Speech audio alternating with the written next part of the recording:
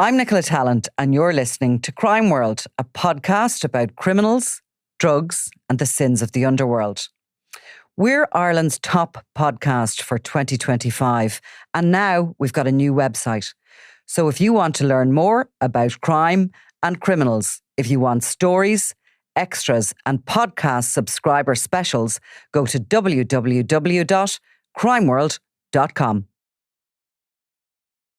Christopher O'Neill was sentenced for 6 years this week for an unprovoked attack on your brother Martin Lynn in 2023.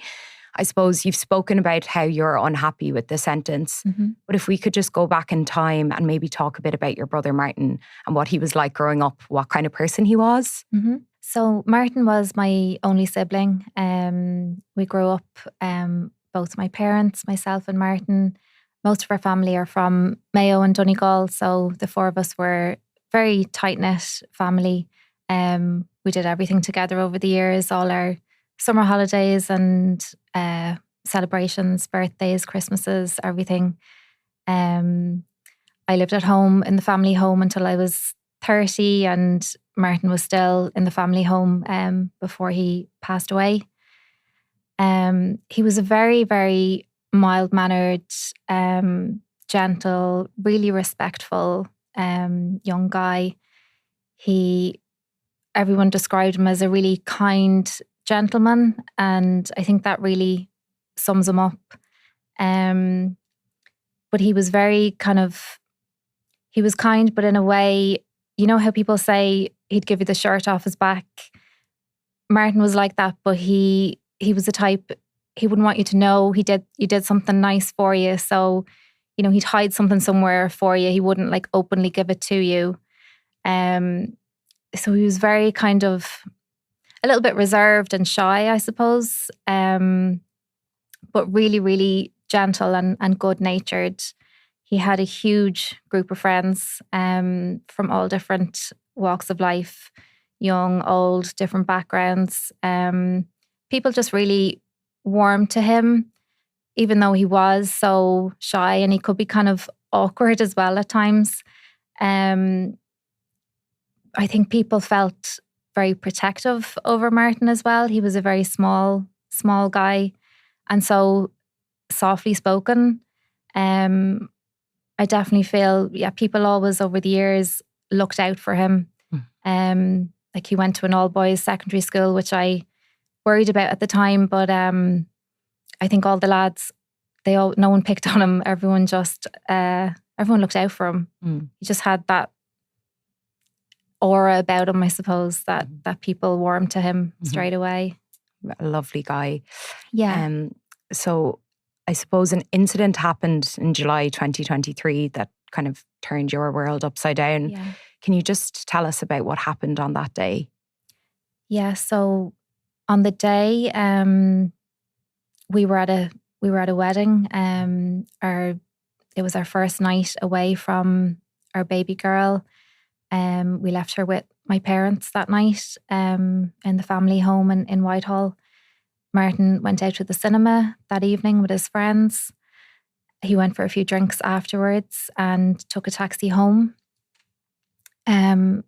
At about 4:30 in the morning, the taxi pulled up outside our family home. Martin got out of the car. He was making his way towards our front door. He had his hands in his pockets, just kind of casually making his way to the door. And a motorcyclist pulled up behind, was trying to get around the taxi. I guess took issue with the fact that he was slightly inconvenienced and had to go around the taxi. He got off his bike. He walked back towards my brother, and completely out of nowhere, complete unprovoked attack. He just punched him with extreme force in the head. Martin's head hit the pavement, and he caused catastrophic brain damage to my brother. Yeah, I mean, CCTV footage showed Martin had his hands in his pockets as well. He wasn't expecting an argument. He wasn't expecting any kind of confrontation at all. You know, he just simply wanted to get into the house. I mean, he hadn't even got his hands out of his pockets to be able to defend his body from being propelled to the ground. Like, you know, there was no way to get hands up in time. You know, like a natural instinct where if you fall, you put your hands out, and there was none. They were in his pockets, like, you know, and he was just propelled to the ground with such force, like, and yeah, the damage was caused. Like, I remember we were at a wedding. It was our first time being away from our little girl. We woke up that morning, and Sharon got a call from her father, and he said, "Come to the hospital quick. Martin is here." And I could tell by the worry in Sharon's eyes that the gravity of the situation was quite severe. And I was trying my best to reassure her, saying, "We don't know exactly the extent of what's going on, so let's wait until we get there." We eventually got there, and and I suppose the gravity of the situation fully set in as to what was happening. And it was just it was haunting. It was terrifying. Like, yeah, it's not a call you expect to get. You know, like any new mother, first time away from your baby, you're on edge and you're watching your phone the whole time and checking in. Is she okay? Is she okay? And then when you get a phone call super early in the morning, my first thought was something has gone wrong. And never in a million years did I ever think it would be anything to do with Martin. He was just someone, he was never in trouble over the years. He was just a really genuine, lovely person. Yeah. And you always knew where he was as well. He went to the same place every Saturday night. He was a big fan of routine. Yeah, he loved routine. Very predictable, I suppose. We kind of, you know, you stop worrying about someone when they hit a certain age as well. And yeah, it just never crossed my mind that something like this could happen to him. And it's just, I think what makes the story so awful is that Martin was someone that wouldn't have known how to get in a fight, wouldn't have ever wanted to, and wouldn't have known how to defend himself either. And like Anthony said, his hands were in his pockets, which just adds to the, you know, how vulnerable he was at the time of the assault, and how unnecessary it was to use that kind of violence against him. And the individual responsible for this assault, we obviously know, is Christopher O'Neill. Did Martin know Christopher O'Neill at all, or was it? I really don't think so. We were in the same housing estate. O'Neill would have been a couple of years younger than Martin, so I don't think they would have known each other. They wouldn't have been in the same circle, let's say. Completely different circles of life. Yeah. And Christopher O'Neill was arrested in December 2023. It obviously took a very long time to reach a guilty plea, kind of the 11th hour. What was that period like for you and your family? I can only imagine the trauma. Absolutely horrendous. When it happened, O'Neill fled the scene. Twice, yeah. He came back around to check, I guess, maybe how bad the damage was, and he fled again when he realised that Martin was still on the ground. So we never knew who the guy on the motorbike was for that initial period. We did media appearances. I was on Crime Call and Prime Time. We were looking for as much CCTV footage or Ring doorbell footage, anything we could get from the public that night. And the public were fantastic. The local community, hundreds and hundreds of hours of footage submitted. But it was an awful thing for us to have to do. You've been traumatized, you're grieving, and you have to go do these pleas to the public for help because no one was turning themselves in. And like that first Christmas was absolutely awful for us because we're sitting there without Martin, and we know that the person who did this is out there having their Christmas as normal. He was arrested about 5 months after the attack, released without charge. And then it was a further year later before he was charged. that was following a really long, extensive investigation by the guards. Like they really put everything into trying to catch this person. So yeah, it was a year and a half later he was charged, and then a further year later before the trial was scheduled. And essentially the day before the trial, he pleaded guilty. It was on the last day of term before they break for Christmas, and the trial was due to start in early January. So we'd been through all the trial preparation, financially, emotionally. And he put that plea in at the very last moment and appears to have been generously rewarded for that guilty plea. Totally. And what was Christopher O'Neill's behaviour like in court? I think you read. Yeah. He wasn't very... There was absolutely no remorse shown towards us. There was no explanation, no apology. There was a letter given to the judge that we weren't allowed to see. There was no letter for us. As far as I'm concerned, there was no genuine remorse from him at all. If anything, the complete opposite. He was, the day we gave our victim impact statements, he was winking at someone in the gallery in court. The following day at sentencing, the same thing. He was smirking and winked at someone. Yeah, and then someone in the back, I believe it was one of Martin's friends, was obviously, everyone was furious about the sentence. And he said to him across the courtroom, wipe that stupid smile off your face. And of course, at that point then, O'Neill turned around and posed in an aggressive manner, saying something back, and had to be taken away by the guards attending him. So, I mean, that to me doesn't show remorse in any kind of capacity whatsoever. No, absolutely not. It's a tactical response. A strategic move in order to get a lighter sentence, in my view. And we obviously know Christopher O'Neill had other convictions as well prior to this attack on Martin, like the senseless attack. Yeah, he had 23 prior convictions at the time. He was out on bail at the time of the attack on Martin as well. So a very, very violent individual who obviously seemed to show like no remorse. But what was it like to hear he had gotten 6 years for this attack on Martin? I guess a sense of disbelief. Is that all a person's life is worth? Yeah. A sense of... And then only afterwards we realise about the 25% remission piece as well. It's not... We're just not familiar with this process at all. We've been thrown into it. Yeah. For someone who's unfamiliar with that remission process, could you kind of explain what that is exactly? So as far as I know, it's if he has good behaviour, he will have 25% of a sentence reduced. So a 6-year sentence essentially is a 4.5-year potential release. That was all...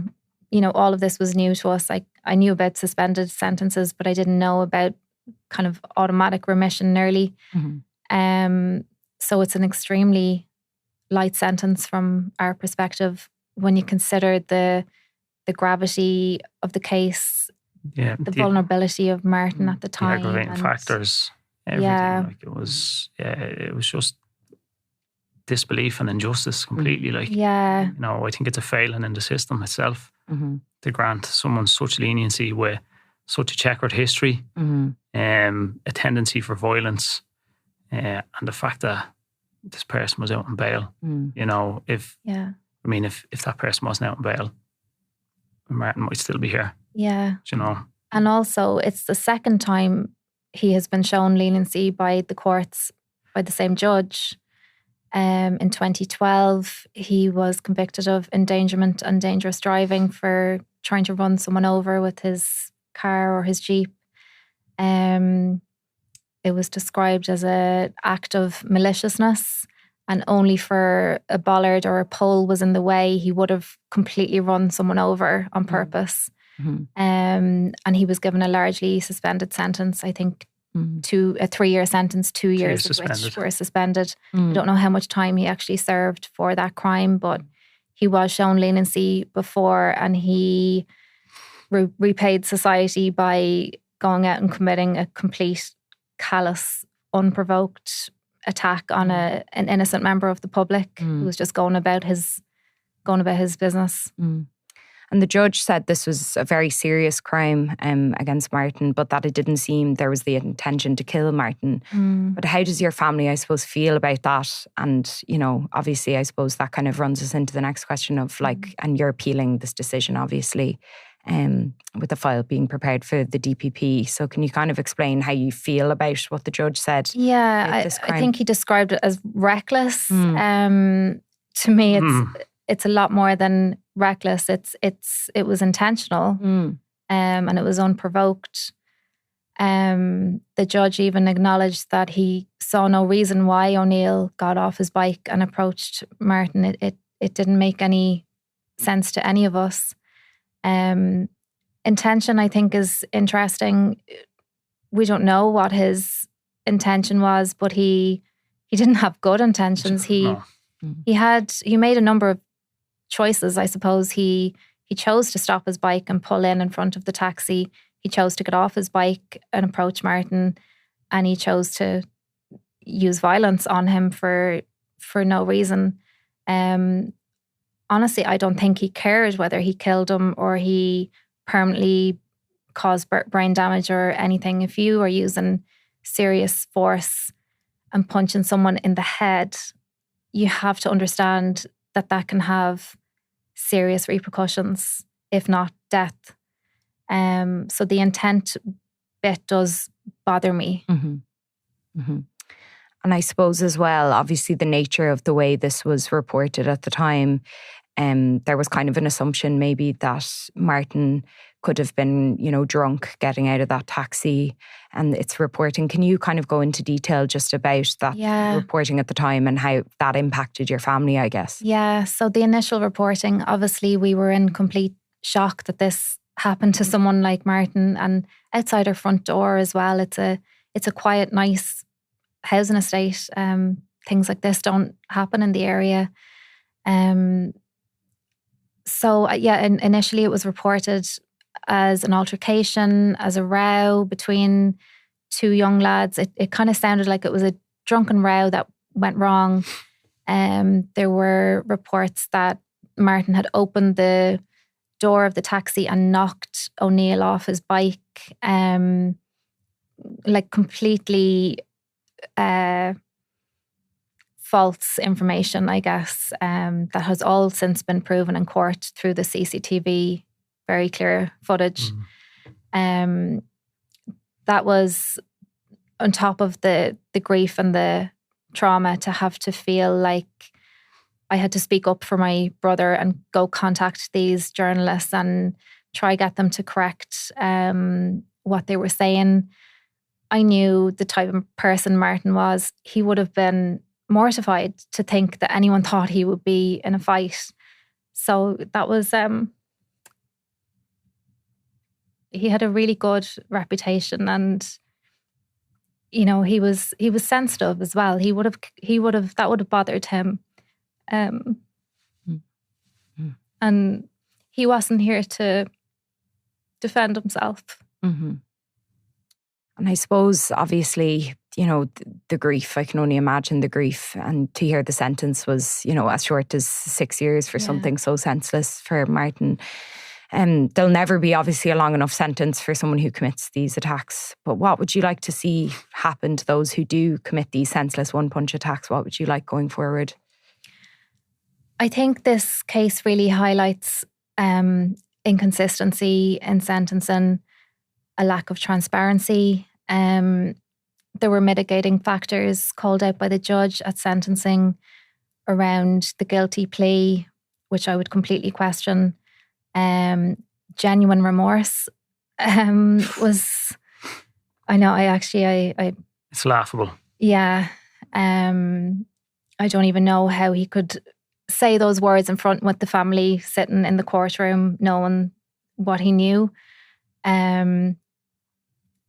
there were so many issues with this sentencing. Yeah. It definitely highlights a need to reform the sentencing framework. I believe there's no formal sentencing guidelines around manslaughter and murder. We felt it was certainly much more on the higher end of the higher range. Especially given the aggravating factors, like. Yeah. And there was many of them, like there's a lot of mitigating factors that were read out by the judge, but there was none of the aggravating factors that were really read out, like. Yeah. Especially some of the ones like, and we've delved deep into this. You'd be like, I suppose, surprised at the lengths that you would go to try and get justice, which is wrong. You shouldn't have to go to that length. Nobody should, especially after losing a loved one and you're grieving. But the scope for manslaughter, I suppose, is so broad. You know, you have your low, mid, high, and very high range. And there's a lot of aggravating factors there.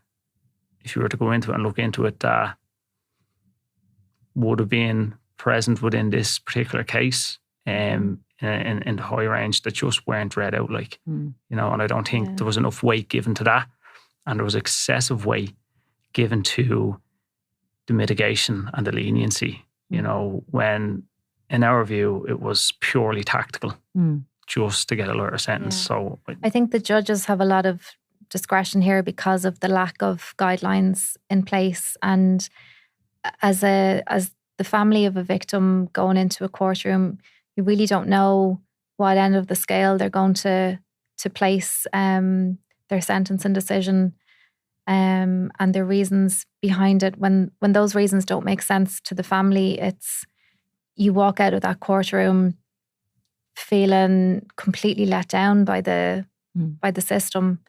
So I guess that's another one of the reasons why we want to speak out about it now as well. Is, you know, these one-punch attacks are scarily common.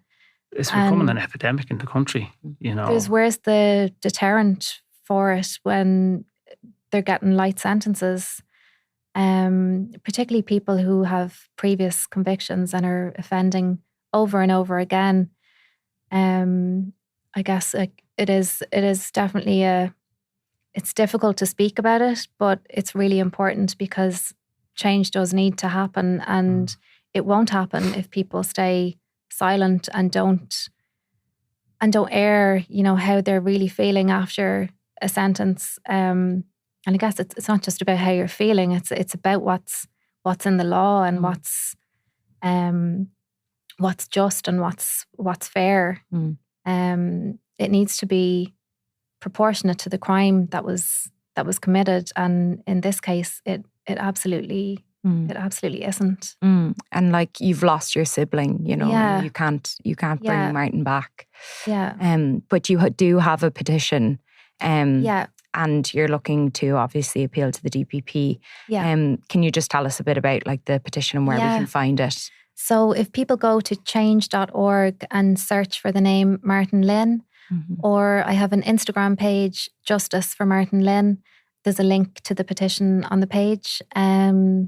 We've been having an overwhelming response. It's only been up a few days, and we have a couple of 4,000, I think, this morning. So yeah, I guess it's just to show support, that it's a way of people to voice their anger and disgust, I guess, at this sentence, and that has been the overall response from the general public. People that don't know our family or don't know Martin have just been outraged reading about it and hearing about it. So signing the petition is a way of us just kind of showing that, you know, it's not just us saying this. This is the general consensus from the general public. So we have submitted a request to the DPP for them to appeal, and we've set out all our reasons. We've no legal background, so it's completely just by our own research of the law.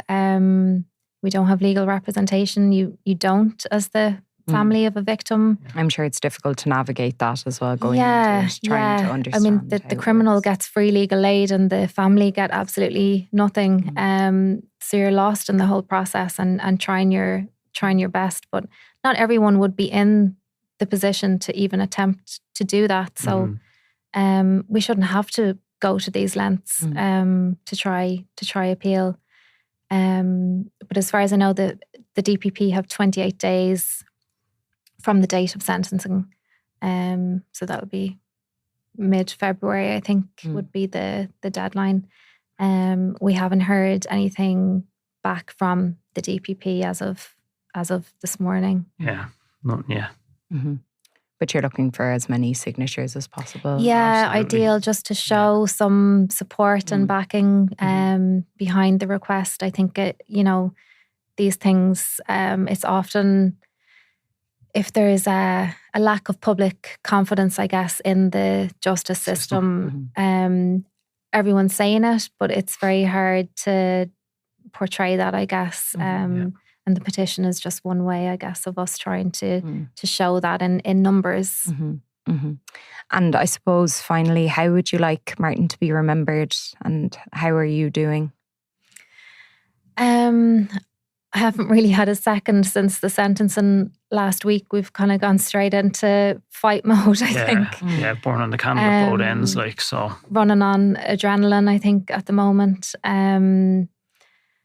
I mean, I guess what we're hoping for is it's appealed and the value of Martin's life is properly reflected in a much stronger sentence. We try to remember Martin in various ways that we can. Whether it's his favourite Sunday night Chinese order, Which the kids love. Yeah. His ex-colleagues planted a giant redwood tree that will live for thousands of years. So that'll almost be passed down through our family, which is nice. It's a permanent reminder of Martin. We try to remember him, and every family celebration and event that we have. But it's incredibly difficult. It's left a huge hole for us, and it's not something that you ever get over. I don't think it's something you can ever accept either, when there was no reason for it. It's not like it was an accident or an illness or something unfortunate happening. It was a deliberate, unprovoked attack, and that's a completely difficult thing to ever accept or understand. So unfortunately, it's something that we have to learn to live with for forever. Yeah. Well, best of luck with the petition. Thank you. And thank you so much for coming on. Thank you and so sharing much. the story. Thanks. Thanks.